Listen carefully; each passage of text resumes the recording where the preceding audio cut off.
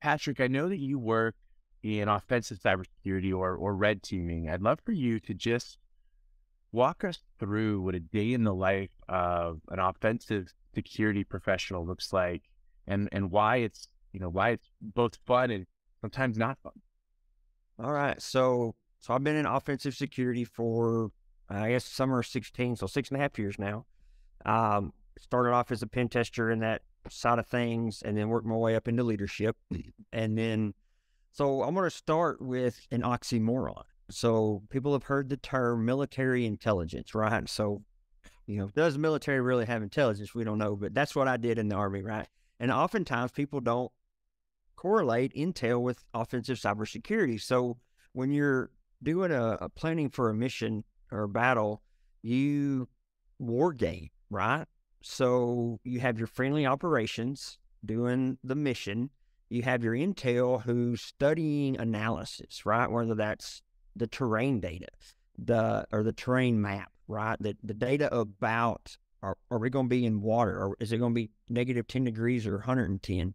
Is the area we're in, how often do they get attacked? Because, when I was in Afghanistan, we knew when we were going to get mortared. We knew the nights it was going to happen based off historical data. So we, as intel, the offensive, or, well, it's kind of backwards. I know it's cyber, but so intel is similar to offensive cybersecurity in the way of you pretend to be the enemy. So based off this data and historical analysis and the terrain, we take all this information, we pretend to be the enemy. That way operations can plan and somewhat predict of, what they're going to do when they face these obstacles, right? Whether that's a mortar attack or, an RPG or an IED, whatever, because you have no control. You can control what you do, but you have no control of the enemy, right? So same thing in cyber warfare, cyber defense, whatever, is pen testers follow the TTPs of the enemy, the hackers, right? The black team, whatever, black hats, whatever you want to call them, the ones that don't have to do reporting, right? Red teamers are all about reports, but those hackers, they're lucky. They just get money and don't have to do reporting to get their money. So, so on the offensive side of it, so if the more we can replicate the enemy, the better our cyber vendors, firewall vendors, EDR, MDR, SIM, AI, whatever vendor is out there to help with cybersecurity or automated pen testing now is out there, that they can better develop their product to stop the ransomware, to detect that, hey, these files in my docs are getting encrypted. We probably need to stop that, right? And those things take time to learn, because at one time ransomware wasn't a thing, right?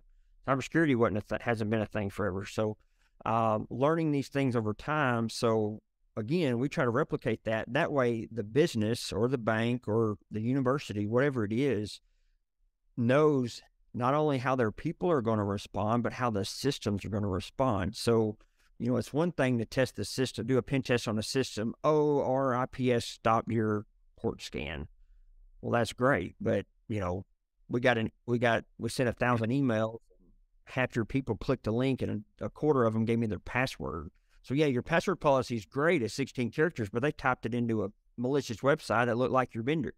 So the password link didn't help you. And then maybe if you don't have two-factor on every external thing, then that really long, great, complex password got them remote access because you didn't have two-factor. You had it all but maybe one account in Office 365, and hey, that's the one that gave us their password, right? I mean, it happens, right? So knowing, allowing people to come in to, it's not to show IT they're doing a bad job. It's to help fill those gaps, right? We're to partner. We're, an MSSP is not there to make an MSP look bad. It's to secure the technology, because now, when I started in 2005, you had to have your phone systems and your servers up pretty much 8 to 5 Monday through Friday, right? 20 years ago. And that back when all your SQL stuff was external and RDP was everywhere. Now it's 24/7, right? It's cloud. Every business wants to be up 24/7. So that's a lot of pressure on your IT department. So how can they keep up with all the help desk tickets and future projects and replacing equipment and have time to learn about all these things the enemies are doing, because the enemy's not having to dedicate all this time and resources to keep your stuff going. They're just figuring out how to break into it. So Yeah. that's where I think like the military training and intel training really correlates with the cyber piece. And so I know I get long on my answers, Rick. Sorry about that.